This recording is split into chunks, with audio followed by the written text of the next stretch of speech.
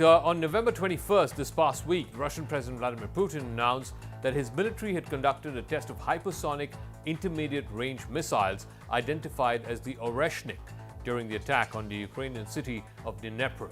Now, this missile is reportedly capable of reaching speeds up to 10 Mach, which is 10 times the speed of sound, approximately 12,000 kilometers per hour. It is designed to evade the current missile defense systems, making it particularly formidable in combat scenarios.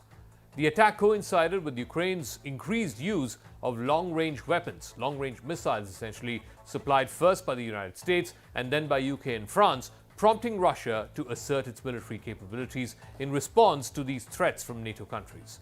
Ukraine, in this past week, has used both the American-made Tacks, which are these long-range missiles, as well as the Franco-British Storm Shadows to attack deep inside Russia.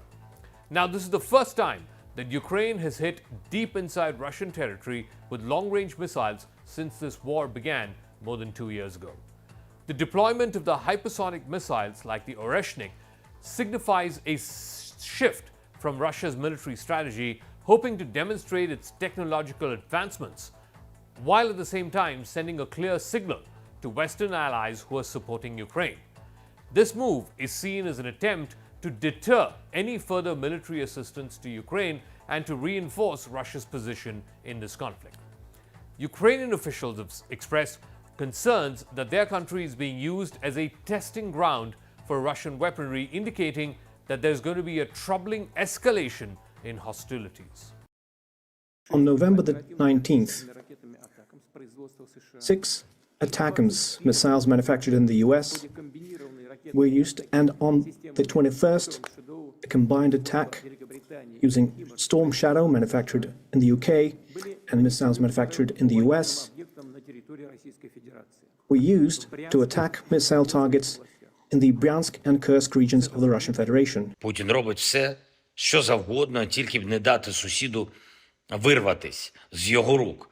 І я дякую всім українцям, усім українкам, які захищають Україну від цього зла стійко, хоробро, міцно, гідно. Це одне з головних слів про Україну – гідність. І це слово, яке, мабуть, вже ніколи не скажуть про Росію.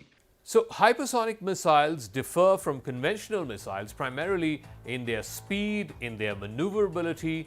Now, as far as speed is concerned, hypersonic missiles travel at speeds that are well above Mach 5, which is 5 times the speed of sound, roughly about over 6,000 kilometers an hour. Now, that makes them significantly faster than the traditional ballistic or cruise missiles, which makes it that much more difficult to trace them through conventional radars. Now, the trajectory, unlike conventional missiles which go from point A to point B, it follows a predictable parabolic path. Hypersonic weapons can maneuver mid-flight, and therefore intercepting these hypersonic missiles becomes that much more difficult. So instead of following a parabolic path from point A to point B, they go upwards, escape from the Earth's atmosphere, and then come back down.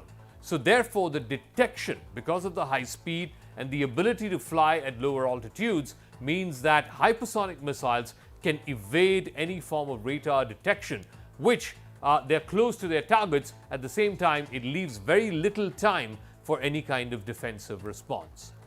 So the question then is this missile escalation, the hypersonic missiles that have been used by Russia. It can travel, like I said, at 5 times the speed of sound. It can maneuver mid-air, change course, change direction from the regular combat missiles or the intercontinental ballistic missiles, which go on a parabolic range. It is therefore difficult to detect and intercept these hypersonic missiles. Also, it can carry nuclear warheads. The one that was used to hit Ukraine did not carry a nuclear warhead. It was a conventional warhead. Now, if you compare that to intercontinental ballistic missiles, they travel at about, again, 5 times the speed of sound, more than 5 Mach. The maneuverability is high-arching. They have a ballistic trajectory. It's a parabolic curve. They can cover intercontinental distances, which means more than 5,000 kilometers at any given point of time, and also can deliver nuclear warheads mounted on them. Now, India last week successfully tested its first ever long-range hypersonic missile, placing it amongst a select group of countries. That includes China, Russia, and the United States, which have achieved this hypersonic capability. The Defense Research and Development Organization, which is the DRDO, it conducted the flight trial from the APJ Abdul Kalam Island off the coast of Odisha. It happened on the 16th of November this year, according to a release put out by the Ministry of Defense. The hypersonic missile is designed to carry out various payloads, ranges from greater than 1,000 kilometers to over 5,000 kilometers for the armed forces of India. Now, the missile that's been used by Russia, it's called the Kinjal hypersonic missile. It's been developed by Russia. It's been a focal point in the last 2 years plus in hypersonic weaponry as well as in the trajectory of this war, particularly following the deployment of the Kinjals in Ukraine conflict. Now, here's how the Kinjal compares with other hypersonic missiles and the implications of using the Kinjal as far as this conflict is concerned. It's called the KH-47M2. It's often referred to as the Dagger. It's an air-launched ballistic missile, which means it has to be launched out of a fighter jet that's flying mid-air. It can reach speeds up to 10 Mach, which is 10 times the speed of sound, up to 12,000 kilometers per hour. It has a reported range of anywhere between 1,500 to 2,000 kilometers. It can carry both conventional and nuclear warheads, and that makes it a very versatile option as far as military assaults are concerned. Now, the deployment of the hypersonic missile, particularly the Oreshnik, represents a notable escalation in Russia's military strategy when it comes to Ukraine. Remember, Russia has not used an intermediate-range ballistic missile so far in this conflict in the 2.5 years that it's been prolonging. President Vladimir Putin's announcement that these missiles can evade advanced Western air defense systems underscores the effectiveness of these missiles. The hypersonic missile strike on Dnipro was framed by Russia as a demonstration of its nuclear strike capability, even though that particular missile did not carry a nuclear warhead at the time that it struck Ukraine. Now, that was an act by Russia serving as a reminder of the willingness of the Russian Federation to escalate tensions and to potentially employ nuclear weapons if it is provoked, particularly in response to the increased Western support for Ukraine. Putin justified the attack as a retaliation for Ukraine's use of US as well as British and French long-range missiles against Russian targets on Russian mainland, signaling that further strikes could provoke more severe responses from Russia.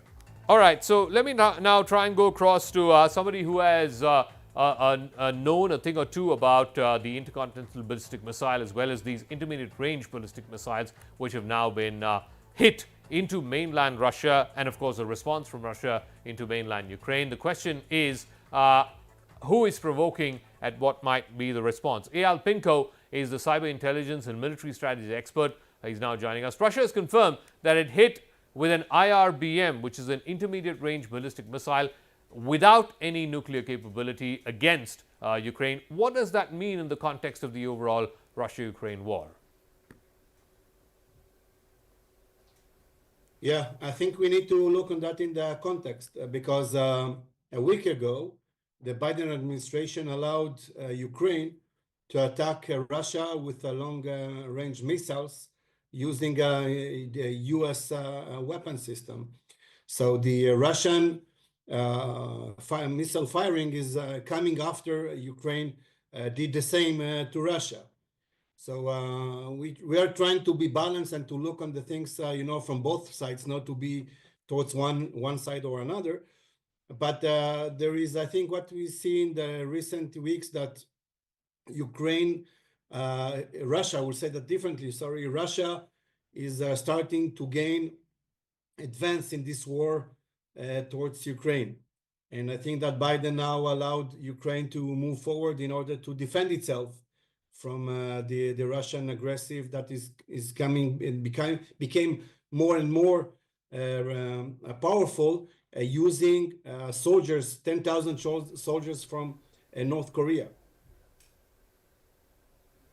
So, Mr. Pinko, the Americans have allowed the use of the long-range missiles, the ATACMS, to be used against mainland Russia. The Russians are responding with these hypersonic missiles.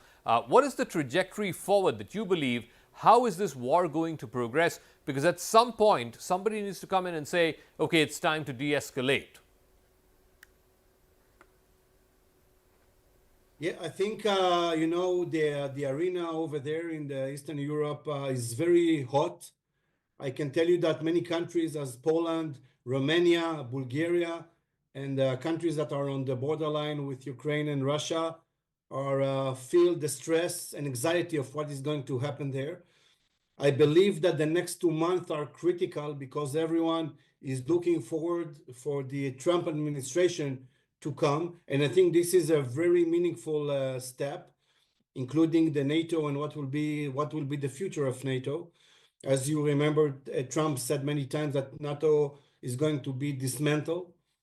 And I think that this situation now is very shaky. And looking forward, everyone wants to bring deterrence and to deter the other side, while nobody wants now to go to further escalation. So I think that this is a very, very fragile situation now, and it can be broken in hours, even though everyone wants to go into some kind of ceasefire agreement, I believe, and waiting for Trump. So I'm curious to know what might that mean in terms of the future course of using hypersonic missiles. I just want you to explain to our viewers why Russia chose to use the intermediate range hypersonic missile as opposed to the intercontinental ballistic missile, which is what the speculation was all about over the last 24 hours, as it tries to send out a signal that, look, Ukraine, we can hit you wherever it hurts, but at the same time, we are not the one who escalated this to the highest level, which is the intercontinental ballistic missile, but we're escalating it to one level, one notch down, which is the IRBM. What might that mean? Until now, Russia used most of the time, they used ballistic missiles, mainly for relatively short distances as 300 kilometers, as the Iskandar and the other models. Putting now hypersonic cruise missiles, which is has a highly speed. It goes, they have missiles now going into a Mach 5, which is 5 times more than the speed of sound. This is a huge speed, which most of the anti-aerial system, the aerial defense systems, is not so capable in enabling to defense against this threat. So Russia, in alerting with, they have a new missiles.